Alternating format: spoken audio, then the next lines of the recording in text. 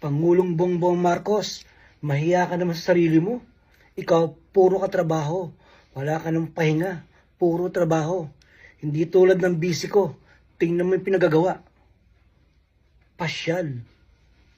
From July 2024, I went to Germany. In December 2024, I went to Denmark.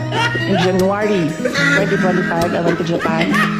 In the third and fourth week of January, I went back to Japan. In February of last third week and last week of February, I went back to Japan. On March, I went to Hong Kong. On March, I went to the Netherlands.